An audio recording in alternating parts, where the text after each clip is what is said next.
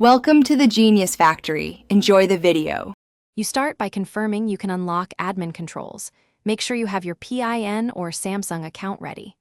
Once done, go directly to Settings, then tap Digital Wellbeing and Parental Controls.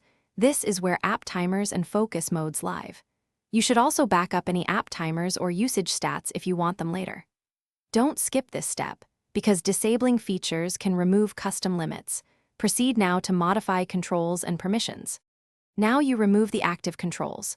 Open Dashboard and clear or delete app timers for any app you no longer want limited.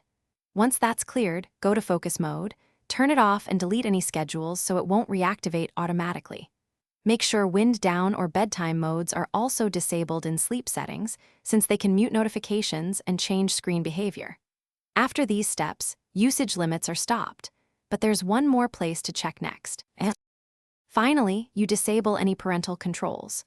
Open parental controls inside Digital Wellbeing, sign in with the Samsung account if requested, and remove supervision or child profiles. Once removed, check for any remaining device administrator settings under Security, right arrow Device Admin Apps, and revoke Digital Wellbeing if present. Restart your phone to ensure settings take effect, and then verify Digital Wellbeing shows inactive. If limits persist, clear Settings cache or re-sign into your Samsung account to refresh permissions. That usually fixes lingering enforcement. Thanks for watching. If you found this helpful, don't forget to like and subscribe.